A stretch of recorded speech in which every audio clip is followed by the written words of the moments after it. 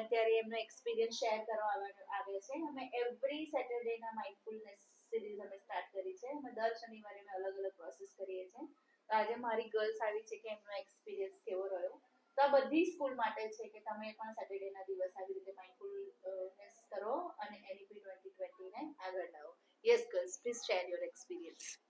સામેવાળાની feelings ખબર પડી જાય કે પોઝિટિવ છે નેગેટિવ છે કે કેવું છે. કોઈની નેગેટિવ દૂરથી દેખાય ને ત્યારે ખબર પડી જાય કે એનો ઓરા કેવો છે. એટલે સામેવાળી વ્યક્તિનો ઓરાને ઓળખી શકો છો. આજે અમે સ્કૂલમાં જ્યારે મેડિટેશન કર્યું ત્યારે આખા સેક્શનમાં જે ઓરા હતો તે અમે ફીલ કર્યો છે.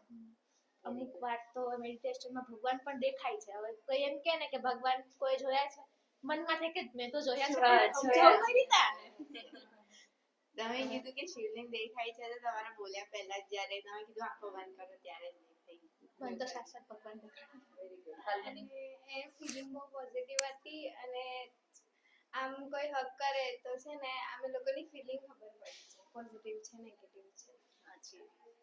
હેપીનેસ ફીલ થાય. કોક આગળ પાછળ ઊભું હોય કા આગળથી આમથી આમ જતું હોય બધું ખબર પડી જાય. પાણી છટકા નાખે આખો ઝટકો બોલે કે બોડીમાં વાઇબ્રેશન આવે. ઘરની અંદર એટમોસ્ફિયર કેવું છે? શાંત થઈ ગયું. જે ઉથલ પાથલ હતી તેની બધી બંધ થઈ ગઈ. તમે કીધું ને કે પોતાના હાર્ટથી ક્વેશ્ચન પૂછો, તમને જાતે જ આન્સર મળશે. જ્યારે હાથ આવી રીતે રાખ્યા, મેં તો 3-4 ક્વેશ્ચન એક જોડે પૂછ્યા.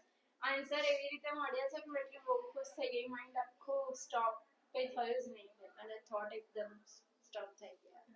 એટલે માઇન્ડમાં કોઈ થોટ નથી રહેતા. એકદમ શાંત લાગે છે. મગજ એકદમ શાંત લાગે. અને વાંચવા બેસો એમાં કઈ ઇફેક્ટ આવે છે હવે? જલ્દી યાદ રહી જાય છે. મન શાંત રહે છે, આમ વિચારવાનું બંધ થઈ જાય છે. ઓવરથિંકિંગમાં થોડુંક ડિસ્ટ્રેક્શન એટલું હવે નહીં. Very nice, very good.